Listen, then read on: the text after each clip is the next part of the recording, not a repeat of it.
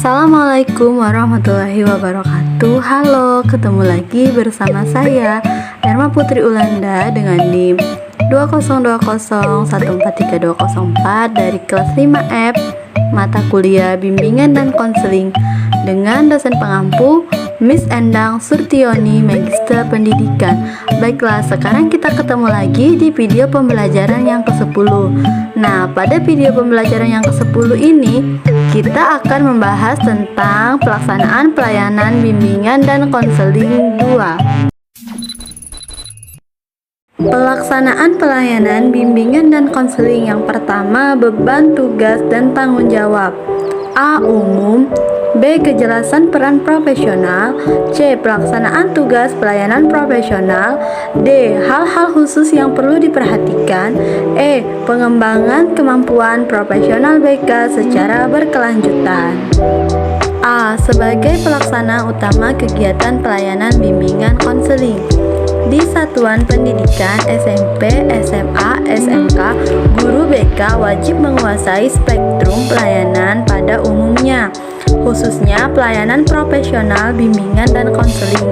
Di sini meliputi yang pertama itu ada pengertian, tujuan, prinsip, asas, paradigma, visi dan misi pelayanan BK profesional. Nah, yang kedua itu ada bidang dan materi pelayanan bimbingan dan konseling. Di dalamnya terdapat materi pendidikan karakter dan peminatan siswa. Nah, yang ketiga itu ada jenis layanan, kegiatan pendukung, dan format pelayanan bimbingan konseling. Yang keempat itu ada pendekatan, metode, teknik, dan media pelayanan bimbingan konseling. Yang kelima itu ada penilaian hasil dan proses pelayanan bimbingan konseling. Yang keenam itu ada penyusunan program pelayanan bimbingan konseling. Nah, yang ketujuh itu ada pengelolaan pelaksanaan program bimbingan konseling. Nah, yang kedelapan itu ada penyusunan laporan pelayanan bimbingan dan konseling. Yang kesembilan itu ada kode etik profesional bimbingan konseling. Nah, yang terakhir itu ada peran organisasi profesi bimbingan dan konseling. B. Kejelasan peran profesional. Guru bimbingan konseling atau konselor merumuskan dan menjelaskan kepada pihak-pihak yang terkait, terutama peserta didik, pimpinan satuan pendidikan, guru mata pelajaran, orang tua, dan sebagainya.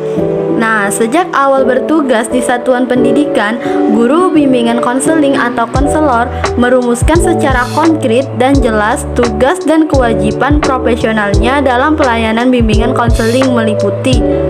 Yang pertama itu ada struktur pelayanan bimbingan konseling, yang kedua ada program pelayanan bimbingan konseling, yang ketiga pengelolaan program pelayanan bimbingan konseling, yang keempat evaluasi hasil dan proses pelayanan bimbingan konseling, yang kelima ada tugas dan kewajiban pokok guru bimbingan konseling atau konselor.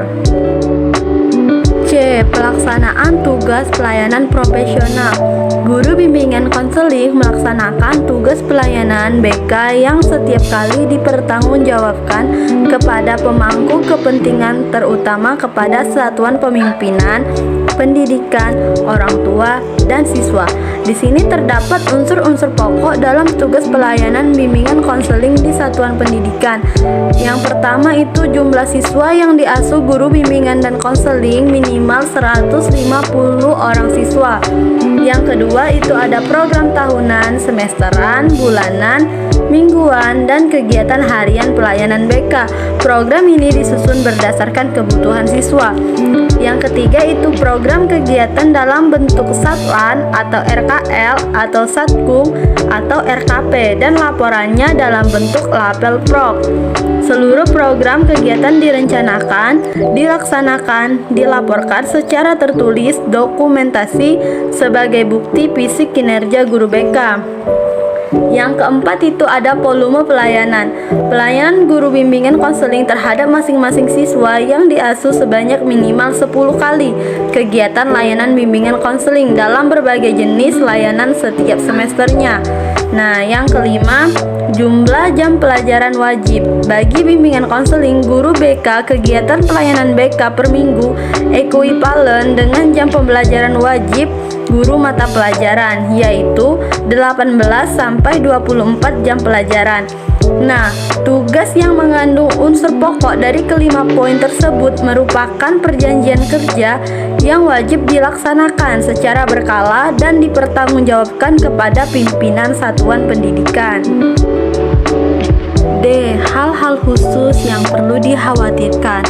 Untuk dapat ditingkatkannya keefektifan pelayanan profesional bimbingan konseling, ada hal-hal yang perlu dimantapkan oleh guru bimbingan konseling sejak awal bertugas pada satuan pendidikan.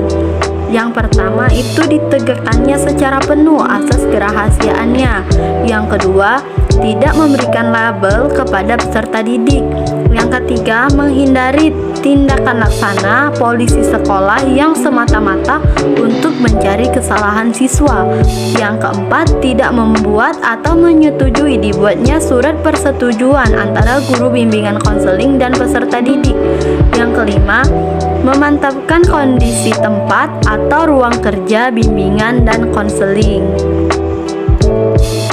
Pengembangan kemampuan profesional bimbingan konseling secara berkelanjutan. Nah, pengembangan kemampuan profesional konselor dapat dilaksanakan melalui yang pertama, diskusi profesional yang diikuti guru bimbingan konseling di mana membahas kasus siswa yang ada. Yang kedua, partisipasi dalam kegiatan keorganisasian profesi BK, AFKIN atau Asosiasi BK di Indonesia dan IKI atau Ikatan Konselor. Yang ketiga, pendidikan dalam jabatan seperti penataran dan pendidikan lanjutan dalam bimbingan konseling. Yang keempat, kegiatan dalam rangka kredensialisasi untuk sertifikasi dan penilaian kinerja berkelanjutan, akreditasi atau lisensi dalam bidang bimbingan konseling.